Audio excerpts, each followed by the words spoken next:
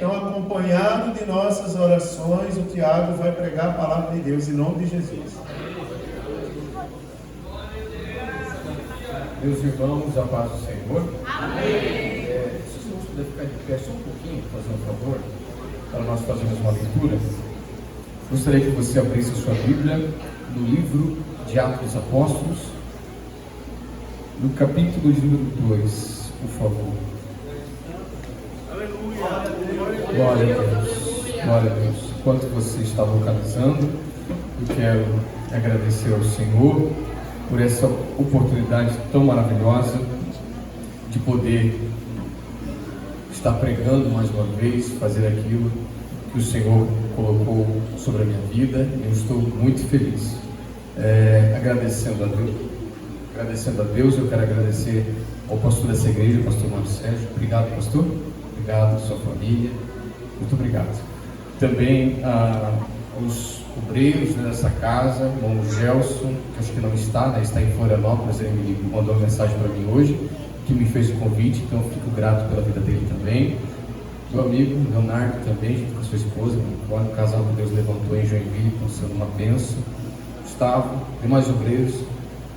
Que alegria, irmãos. Que alegria estar com os irmãos. Está muito bonito esses dias aqui no Estevão de Matos, tá? Parabéns. Queridos, quero ler um texto com os irmãos, por favor. Atos capítulo 2. Quero pregar dentro do tema que os irmãos estabeleceram. E a partir do versículo de número 4. Atos capítulo 2, versículo de número 4. Que está escrito assim: todos ficaram cheios do Espírito Santo e passaram a falar em outras línguas, segundo o Espírito Santo lhes concedia que falassem. Amém? Se isso não lhe constrange, eu gostaria que você olhasse para uma pessoa do seu lado, só agora, eu prometo, tá? Diga para ele assim: você. Não, diga com coragem. Você está debaixo de uma grande promessa. Se assente, por favor. O irmão lá do som, se puder, só um pouquinho de retorno. Eu não bebo, eu falo bem tranquilo, tá? Só para ter um pouquinho. Obrigado, tá, querido? Queridos irmãos, estamos aí diante de um tema, né, da nossa convenção, conduzidos pelo Espírito Santo. E essa campanha, a qual Deus colocou no coração do vosso pastor, de trabalhar esse tema, né, de Atos capítulo 2, versículo 4, cheios do Espírito Santo, é um tema bem propício, né, ainda mais para nós assembleanos pentecostais. Eu quero fazer pensar com os irmãos algumas coisas desse texto, dos versículos a seguir. É uma pregação expositiva, então a gente vai decorrer de alguns versículos para entender o que se finaliza em Atos 2, tá bom? Atos capítulo 1, nós podemos observar que Lucas, o autor, o médico amado, né, como alguns vão falar, Everton também, que Deus abençoe, tá? Prazer revê-lo. Podemos observar que em Atos capítulo 1, o autor é Lucas, e Lucas vai escrever esse texto, não só esse, mas também o Evangelho de Lucas, que leva o seu nome. Esses dois livros, tanto Atos como Lucas, ele traz um retrato da pessoa de Cristo em Lucas e o retrato da igreja, né, da iniciativa da igreja a partir aí das pregações de Pedro até a prisão de Paulo em Atos capítulo 28. Tudo isso Lucas vai escrever, ele não é só médico, ele é um bom historiador também. Ele vai escrever e direcionar a um homem chamado Teófilo. Esse Teófilo, ou excelentíssimo Teófilo, alguém que possivelmente morava em Roma, alguém de alto poder, de alta influência, ele escreve esses dois livros, falando para ele tudo o que está acontecendo a respeito de Cristo e também da igreja. Então ele faz uma biografia muito contundente para essas pessoas, não só para Teófilo, mas também quem vai receber posteriormente. E o que nos chama a atenção é que quando ele vai escrever isso, ele começa em Atos 1, dizendo que, no versículo 3, que depois de Jesus ter sido padecido, depois de Jesus morrer, ele se apresentou vivo. O versículo 3 nos diz que Jesus se apresentou vivo. Jesus, depois de se entregar na cruz do Calvário, Jesus vai se apresentar vivo para a igreja, para em torno de 500 irmãos. Paulo fala isso em 1 Coríntios 15:6, se me falha a memória. Ele vai então aparecer para essas pessoas antes de ser assunto ao céu. Só que o que salta os olhos no versículo 3 é que Jesus se apresentou vivo. Então ninguém matou Jesus, ele se entregou por amor da igreja. Jesus se entrega com provas incontestáveis, o texto vai dizer. Se nós olharmos o que Jesus faz referente à morte, a gente vai observar os detalhes. Primeiro detalhe: quando se fala de morte, dá até um arrepio na gente, né? Ninguém quer morrer, né? Quem quer morrer hoje em dia, né? É algo tão toca tanto na gente. O pastor falou agora há pouco, né, a respeito do velório que vai acontecer amanhã, do irmão do pai do irmão, né, que congrega aqui. Então eu imagino que é uma situação muito difícil. E quem de nós não teve que enfrentar um dia a morte? Mas quando olhamos para Jesus e quando ele se apresentou vivo, eu gosto dos detalhes que a Bíblia apresenta. O primeiro detalhe é que toda vez que a morte vence alguém, o primeiro estágio é o velório. E já reparou que o velório é um lugar de tristeza? É um lugar onde a gente começa a chorar, lembrar daquele ente querido, quanto ele era bom. A gente começa a chorar, ficar se perguntando por que aquilo aconteceu, várias indagações. Mas o que é interessante é que no velório, até hoje, eu estou aí com meus 32 anos quase, eu nunca vi ninguém ressuscitar no velório. Mas em Marcos capítulo 5, Jesus vai na casa de um homem chamado Jairo. A menina não estava dormindo, mas já estava morta. Mas aos olhos de Jesus ela estava dormindo. Jesus chega dentro do velório, tira aquelas pessoas dali e ressuscita aquela moça. Então, um ponto central aqui: Jesus vai vencer a morte num velório, coisa que não acontece isso, mas Jesus tem a possibilidade, tem o caráter de poder vencer a morte dentro do velório, ok? A segunda estágio da morte é que depois que acontece o velório, as pessoas vão colocar agora aquele caixão num carro preto, geralmente, e acontece então o que chamamos de cortejo fúnebre. E agora aquele carro preto está passando na frente e um monte de carro está indo atrás, em direção ao cemitério. E todas as pessoas estão vendo agora a morte passando e vários carros indo atrás. E todo mundo está respeitando, porque a morte venceu mais uma vida. Todo mundo respeita a morte nesse momento. Só que em Lucas capítulo 7, o texto diz que havia uma viúva na cidade de Naim, que tinha um filho, a qual acaba de morrer e o esposo já tinha perdido. Ela sai da sua cidade com os seus sonhos, com os seus desejos, todos no caixão, indo em direção ao cemitério. Mas o texto nos diz que enquanto ela está indo para o cemitério, do outro lado está vindo Jesus com uma caravana. Ou seja, de um lado vem a caravana da morte, mas do outro lado vem a caravana da vida. E quando eles se encontram, Jesus faz o que ninguém faz. Vamos chegar lá, tá? Fica tranquilo. Olha que interessante. Quando Jesus chega no cortejo, Jesus faz o que ninguém faz. Primeiro, defesa civil não para cortejo fúnebre. Polícia não para cortejo fúnebre. Bombeiro não para cortejo fúnebre. Mas Jesus para o cortejo, vai na mulher que é a fonte da dor e diz para ela o que também ninguém fala: não chores. Quem que fala isso no cortejo? Ninguém fala, mas Jesus fala: não chores. A gente dá um ombro, dá um lenço, mas Jesus está dizendo: não chores. Eu estou aqui para resolver o teu problema. Eu estou aqui para solucionar o que você está passando. E ressuscita o moço. Até aí tudo bem. A morte pensou: poxa, perdi para ele no velório, perdi para ele no cortejo fúnebre. Mas tem mais uma, porque depois do velório, do cortejo fúnebre, vem o cemitério. E é mais um choro, né? Porque chega lá, abre a tampa do caixão, a gente chora mais um pouco. É o padre, é o pastor, faz mais uma oração. E nunca mais você vê mais aquele ente querido, aquela pessoa que você tanto amava. Então, o último estágio é o cemitério. Mas Jesus tem um amigo em João 10, é Lázaro. Lázaro já tinha morrido, fazia 4 dias, estava enterrado, não tinha mais o que fazer. Mas Jesus vai no cemitério também, porque é amigo, ele gosta dele, vai lá. E quando Jesus chega no cemitério, Jesus chega lá e diz: ó, seguinte, tira a pedra. Senhor, já cheira mal, conferi ontem, estado de decomposição, o negócio está fedido, não tem mais o que fazer, por favor, tira a pedra. Quando tira a pedra, Jesus ensina uma coisa tremenda aqui. Eles tiram a pedra e Jesus faz uma oração, porque antes do milagre vem a oração. Então Jesus ora para depois fazer o milagre. Ele ora e diz: Pai, graças te dou, porque sempre me haveres ouvido. Lázaro, meu amigo, vem para fora. E na mesma hora o defunto volta a viver. Se ele dissesse defunto, vinha o cemitério inteiro, mas ele só queria Lázaro. Então Jesus vence a morte no velório, no cortejo fúnebre e no cemitério. Então a morte pensou assim: poxa, não dá para ganhar dele. Eu tento ganhar dele no velório, não dá. Eu tento ganhar para ele no cortejo fúnebre, também não dá. Eu tento vencer ele no cemitério, também não dá. Mas no Calvário eu ganho dele. No Calvário eu ganho dele. Aí quando Jesus está lá no Calvário, irmão, com os braços abertos, pronto a se entregar, a morte está vindo com aquele aguilhão. Já viram o aguilhão do desenho animado? Aquela foice, aquele é o aguilhão. Aí Paulo brada em 1 Coríntios 15:56, dizendo o seguinte: ó morte, aonde está a tua vitória, morte? Ó morte, aonde está o teu aguilhão? Ó morte, aonde está a tua esperança? Aonde está a tua alegria? Paulo está dizendo: morte, eu não tenho medo de você, porque o meu Jesus te venceu na cruz do Calvário. O meu Jesus te venceu.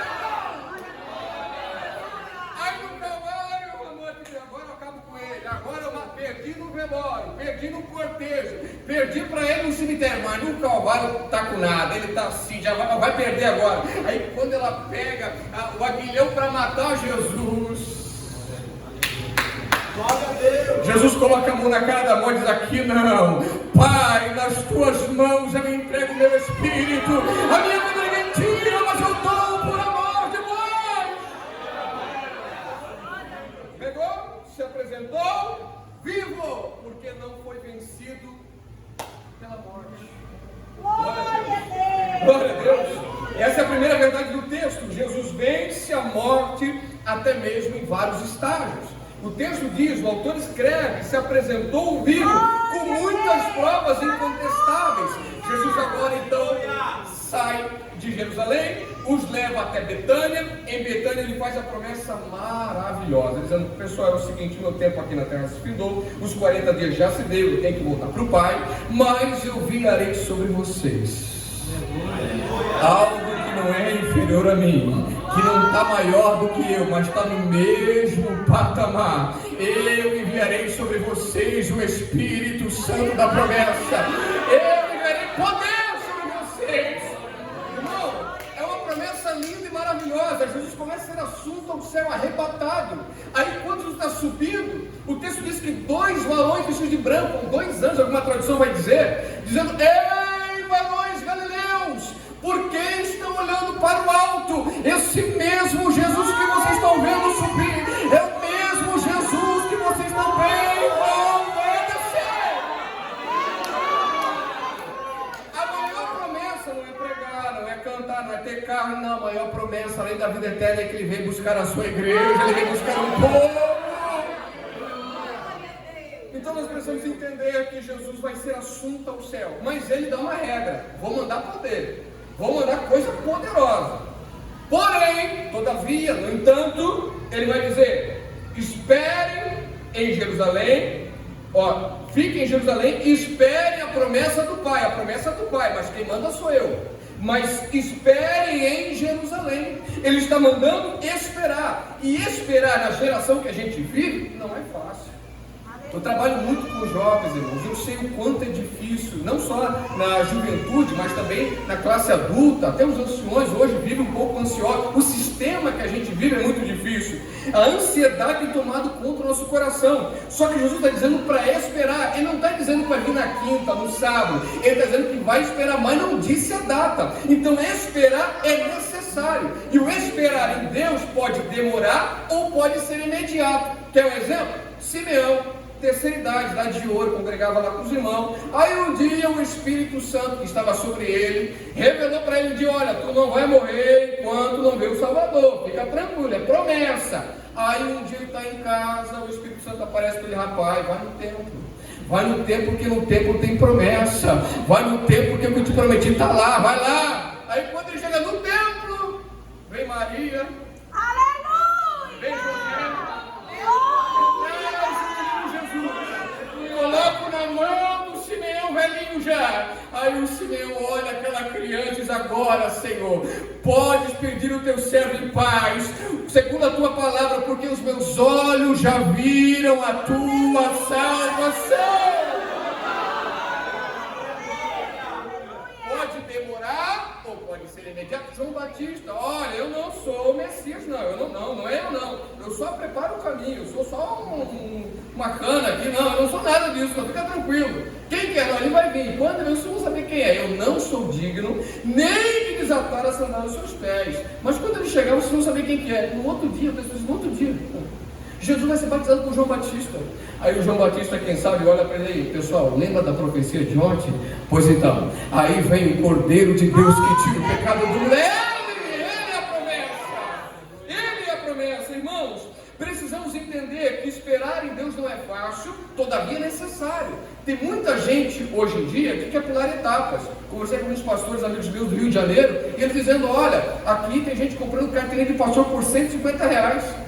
É um absurdo, né? Então nós não podemos pular etapas. Queremos crescer muitas das vezes, mas sem as dores do crescimento. E isso é o problema. Crescer sem as dores do crescimento. Crescer dói, irmão. Crescer dói, esperar dói, mas é necessário. Vou contar um testemunho para os irmãos aqui. Eu, pela misericórdia de Deus, Deus me colocou como professor, sou professor na rede estadual de Sociologia e Filosofia. Olha que loucura. E eu comecei a dar aula no estado faz uns 3 anos. E eu entrei numa escola para dar aula, e eu comecei, no meu coração, o desejo, falei, Senhor, eu sei que o Senhor não me colocou aqui por acaso, eu sei que tem um objetivo aqui nessa escola, o Senhor não me colocou aqui por acaso. Aí um dia eu dando uma aula de filosofia, falando sobre Aristóteles, aí o moço falou assim, professor, eu amo as suas aulas são maravilhosas, só tem um problema. Eu falei, qual é o problema? Ele disse, o problema é que o senhor é cristão. Eu falei, mas que é isso? Eu falei, mas qual é o problema? Ele disse, não, é que não tem professor de filosofia e sociologia cristão. Eu falei, não, agora tem. Assembleano, pentecostal, gosta do movimento, gosta não, vai ter. Cheguei na diretora e falei, diretora, eu queria pedir para a senhora um favor. Eu disse, qual é, Tiago? Ela sabia, né, que eu era evangélico e tudo mais. Eu falei, diretora, eu queria fazer uma palestra aqui na escola, a senhora deixa? Ela disse, palestra do quê? Eu falei, eu quero falar sobre depressão, suicídio, crise de ansiedade, podemos falar? Eu disse, claro que pode, isso é um assunto maravilhoso, então vamos fazer. Eu falei, então vamos. Convidei um pastor amigo meu para dar palestra, eu organizei um evento, um auditório lotado de jovens, mais de 100 pessoas no auditório, professores, pedagogos, uma coisa maravilhosa. E levei um pastor amigo meu para dar palestra, pastor Mário Sérgio, para dar palestra. Chegou lá, e eu contente, né? E o pastor falou, não, deixa comigo aqui, que eu me vivo. Aí o pastor começou a dar palestra, começou a falar e tudo mais.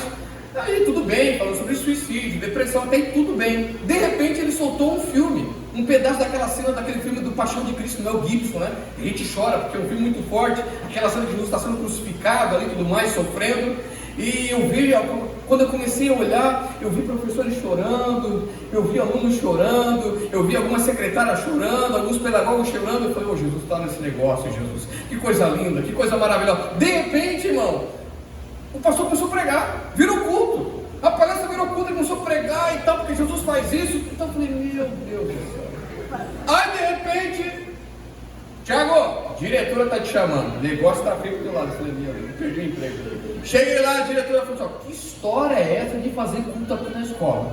Eu falei, não é bem assim, a gente está fazendo uma palestra, mas Deus tem os seus meios e tal, pegou o pastor aqui e tudo mais. Aí eu fui saber depois, irmão, que 2 professores de cunho político de canhota, né, para não falar o partido que você já sabe, foram lá reclamar, foram lá murmurar, foram lá falar mal de mim, se levantaram contra mim, e eu saí triste, desanimado. Eu falei, Jesus, tu não é comigo nesse lugar, só que eu vou sofrer, vou morrer na casca. Mas quando eu voltei para o auditório, aleluia, o povo tudo chorando, os jovens chorando, o professor chorando. Aí o pastor falou assim, ó, tem alguém que aceitar Jesus? Quando ele falou isso, irmão, 80 mãos se levantaram, nós queremos Jesus, nós queremos Jesus.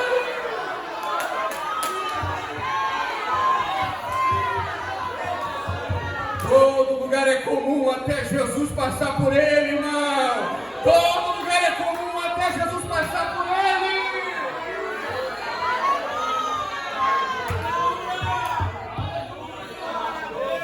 Resultado, irmão, ganhamos a diretora.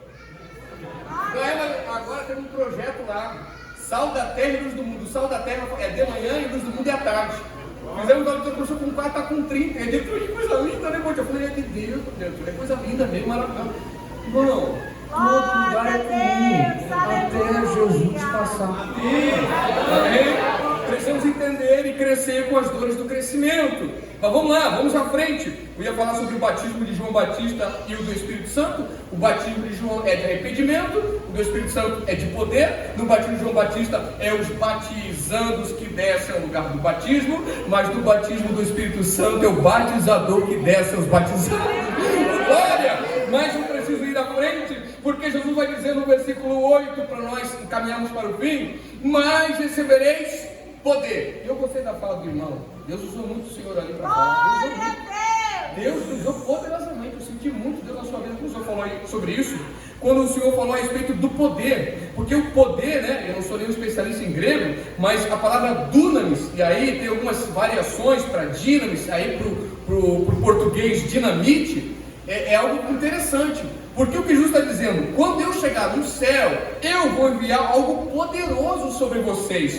E não vai ser um traque, não vai ser uma pombinha, não vai ser um rojão. Não, o que eu enviar para vocês vai ser um dinamite que vai explodir dentro de vocês. É poder que eu vou mandar.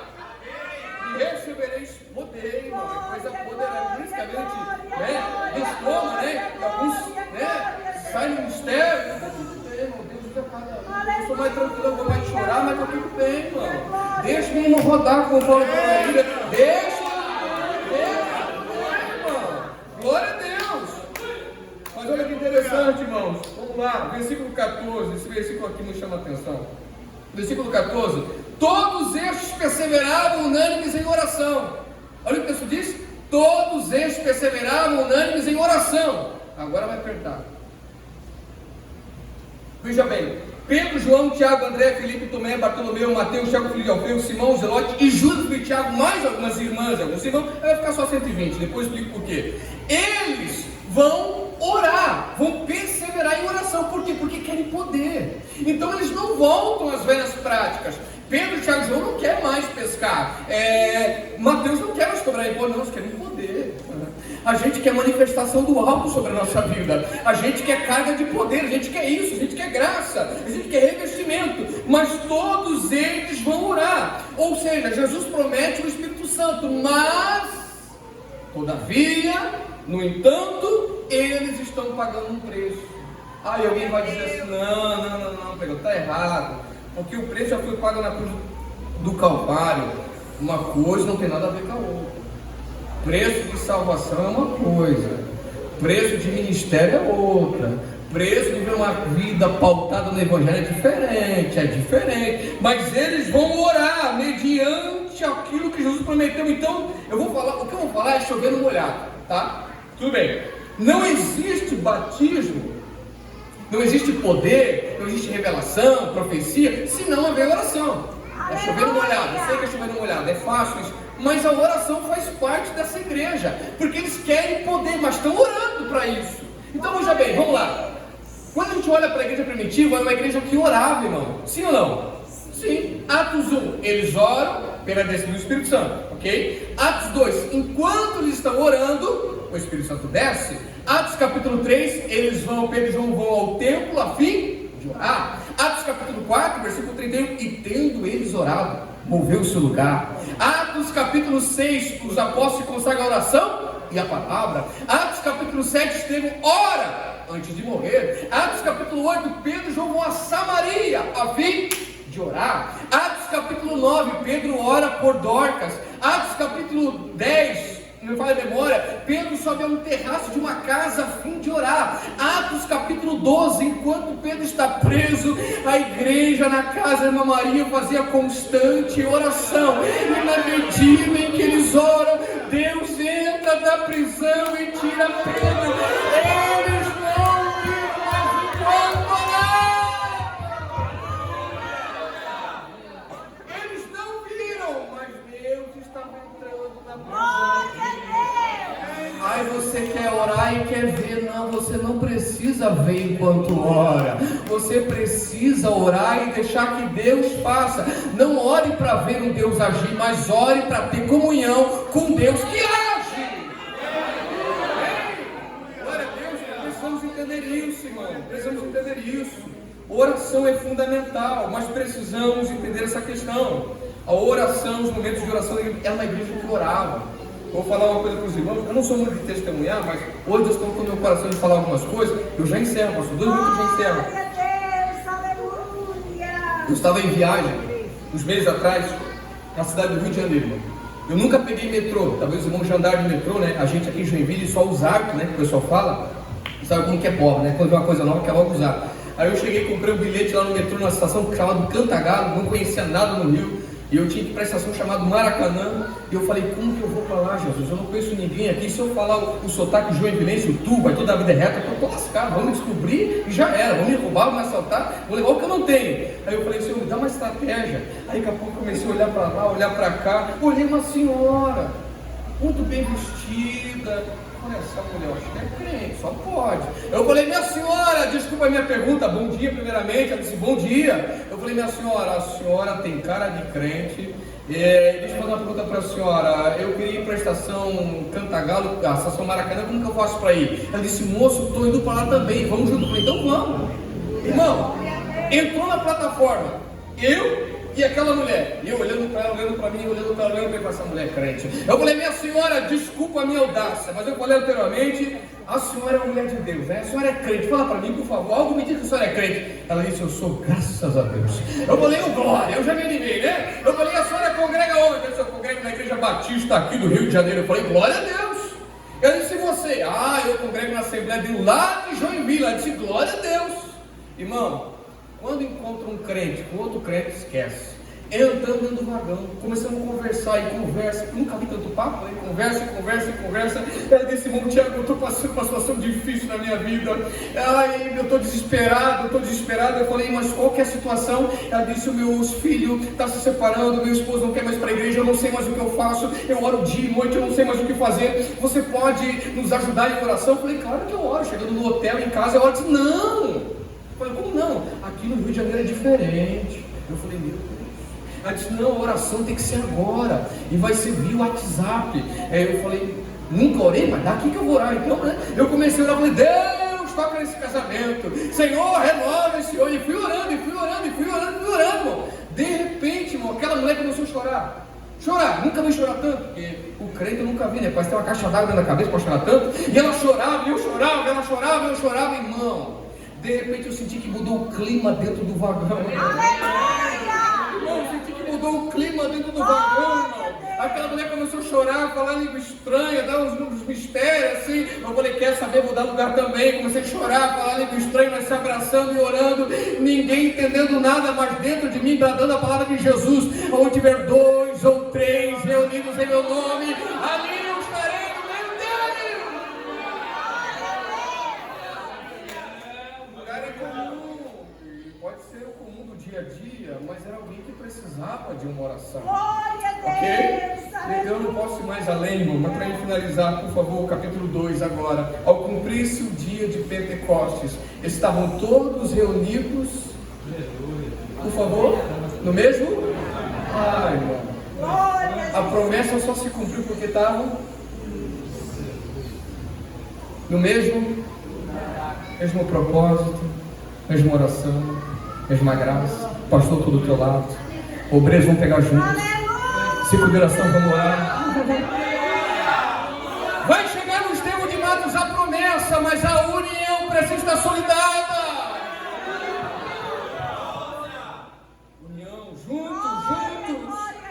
Ao cumprir-se o dia de Pentecostes, estavam todos reunidos no mesmo lugar. E de repente, Deus é tremendo, né? E de repente, olha o que o texto diz.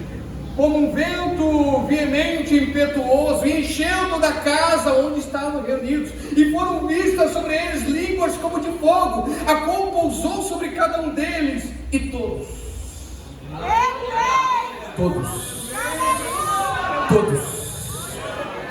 não é só no altar, é todos, não é só nos jovens, é todos, não é só na consideração, é todos,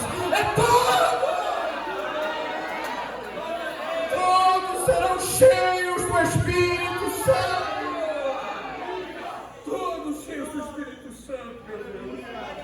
E passaram a falar em novas línguas. Joel prometido no capítulo 2, e acontecerá, diz Deus, que depois disso derramarei meu Espírito sobre toda a carne. Vossos filhos e vossas filhas profetizarão, vossos jovens terão visões, vossos velhos sonharão. Passam-se quase 900 anos, vem Jesus, um dia comum, e diz: eu vou mandar uma promessa, vou mandar um dinamite para você, vou mandar poder, ficai em Jerusalém. Passam 10 dias, e nesse dia a promessa se cumpre. E quando a promessa se cumpre, te prepara, tá? Porque o que vai ter de murmurador, fofoqueiro, mentiroso, que vai tentar apagar esse fogo da tua vida, porque quando o fogo desce aqui, o texto diz o quê? Quem estava perto? Embriagado, no pé de cama, encheu o caneco, não, tô bêbado, tô cheio de mosto.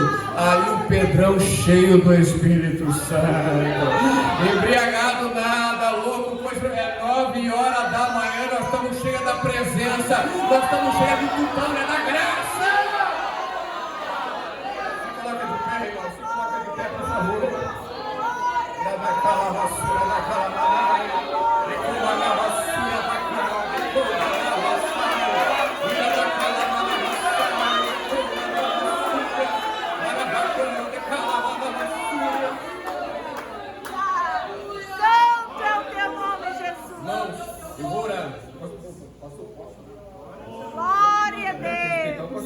irmãos, eu quero orar com você, mas eu quero dizer uma coisa aqui, viu? O pregador vai acabar terminando nunca acaba, né? Esse pregador são terrível, mas eu não sou assim, irmão, eu me empolguei, tá? Mas eu quero dizer uma coisa para os irmãos. Eu tô quase 32 anos, pastor, quase 32, não parece, pastor? Não, mais ou menos, né? Mas alguns dizem que eu estou conservado no óleo, né? No vinagre, graças a Deus por isso, né? Mas eu quero dizer uma coisa para os irmãos. Eu tenho 32 anos, na minha casa ninguém serve a Deus. Minha família, ninguém serve Jesus, é só eu, irmão. E é triste, irmão. Eu estava no quarto orando, eu falei: Jesus, vou lá pregar no tempo de mato, Senhor, me ajuda a pregar. Não é fácil, não ter apoio de uma mãe, não ter apoio de um pai, não ter apoio de tio, não tem ninguém, é sozinho. Não é fácil, mas eu sei que Deus está comigo, irmão. Eu sei para onde eu estou indo, eu sei para onde eu estou caminhando. Eu lembro que quando eu aceitei Jesus lá em São Francisco do Sul, irmão. Eu via lá na igreja os irmãos falando ali do estranho. Deus ouve aquele irmão ali, naquele mistério ali, meu Deus, deve general ali, João, foi tremendo, gostei, foi bênção, né? E eu vi os irmãos falando língua estranha, mistério, pulando, falando em língua. Aí eu tinha aceitado Jesus, eu falei: isso aí, que isso, é do diabo. Eu não sabia, não conhecia novo convertido. Aí o meu irmão me repreendeu, falou: vigia, varão, vigia, isso é coisa séria, coisa de Deus. Eu falei: meu Deus. Passou-se o tempo, aceitei Jesus, vim morar para Joinville, num bairro chamado João Costa, em cima de um morro, irmão. Nada contra quem mora em cima do morro, pelo amor de Deus, né? Mas os irmãos sabem que ali em cima do morro falta uma água, uma coisinha assim, a vida acontece, né? E eu numa prova, irmão, dezembro, Joinville é terrível no dezembro, de 40 graus, quente, uma prova tremenda em cima do morro, a casa precária onde eu morava, rato, barata, tudo quanto tipo de bicho tinha lá, uma situação precária. E eu falei: Jesus, me trouxe para esse lugar para quê? Jesus falou: tem uma promessa na tua vida nesse lugar, nessa cidade.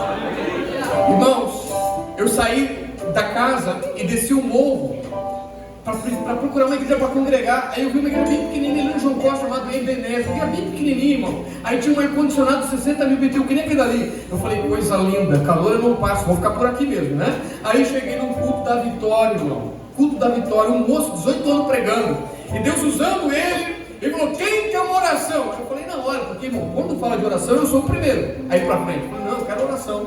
Aí quando eu cheguei lá, eu falei: Senhor, eu estou 1 ano pedindo ao Senhor o batismo com o Espírito Santo.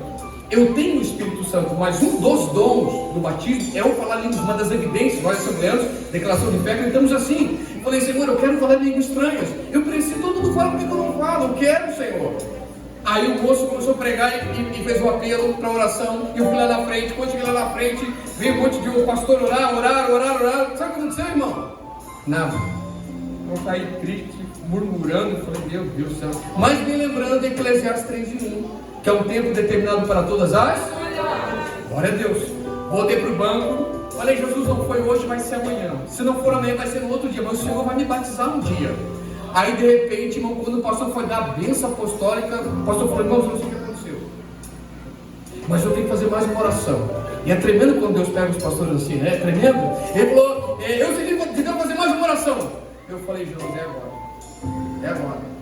Aí eu fechei o olho, um olho fechado, orando, os dois olhos fechados orando. Daqui a pouco o pastor saiu do púlpito e foi vindo na minha direção. Lá no final, ele foi indo. E eu com o olho fechado, o olho aberto, só vendo o que ia acontecer. O pastor veio na minha direção, foi vindo, e colocou a mão na minha cabeça, irmão. Quando ele colocou na minha cabeça, não me empurrou, não me apertou, ele só colocou a mão na minha cabeça. Quando ele colocou a mão na minha cabeça, irmão, desceu uma carga de poder dentro de mim. Os meus ossos pareciam que ia quebrar. Eu comecei a dar rachada de língua estranha e dizer: Deus é fiel, Deus é fiel, Deus é fiel. Naquele dia eu fui batizado com o Espírito. E quem foi sabe o que eu estou falando, mas é tremendo. Eu pulava que nem pipoca, irmão. Tremendo, cheio da graça. Fui da igreja até em casa falando língua estranha. Aí parou uma varão do lado, falei: que é isso, varão? Eu falei: estou falando língua estranha. Ela disse: eu sei que está falando, por que você não para de falar? É que eu estou com medo de esquecer. É nada.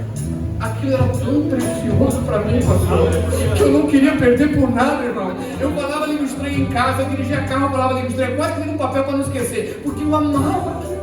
Era tudo que eu queria, eu não queria dinheiro, eu não queria fama, eu queria poder do alto. Lugar, irmão, em nome de Jesus, vem receber a oração da fé, vem, sai do teu lugar, não, que eu quero orar por você. Você que ainda não é batizado com o teu Espírito Santo, vem cá, eu quero orar por você. Sai do teu lugar, irmão. Jesus quer batizar a tua vida, Jesus quer salvar a tua casa, Jesus quer mudar a tua situação. Aleluia!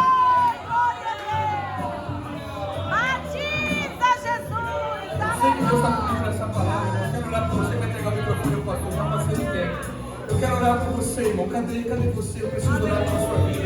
Você que quem sabe ainda não fala em língua estranha, irmão, não é batizado com o Espírito Santo, está ansioso por isso. Hoje é o dia. O de repente não pode ser hoje, irmão. Vamos orar? Vamos orar por isso. Amém? Antes de orar, Deus pergunta rapidinho: tem alguém para aceitar Jesus? Alguém essa noite quer entregar a sua vida a Jesus? Alguém quer reconciliar? Foi embora da casa do pai, mas o pai tem vestes novas, sandália nos pés e era no dedo. E o pai não te lança fora, o pai te abraça, tá? E é o pai que corre, não é o filho. Se tem alguém para aceitar Jesus, o pai corre para te abraçar hoje. Tem alguém para reconciliar? Tem alguém para aceitar a Jesus como seu único e suficiente Salvador? Se tiver alguém, vamos fazer com a mão só para a gente ver. Tem alguém para Jesus?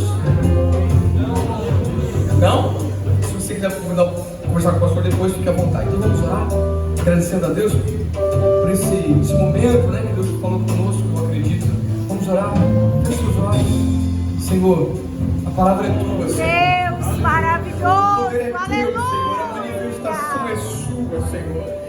Pai, nós estamos aqui nos tempos de Marcos, nessa campanha, Senhor. Entendemos que o Senhor está nesse lugar.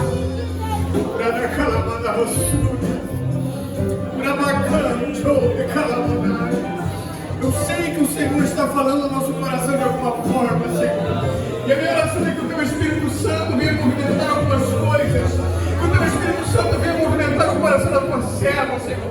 Alguém que talvez não fale mais a língua estranha essa noite, volte a falar. Alguém que não profetiza mais, venha profetizar novamente.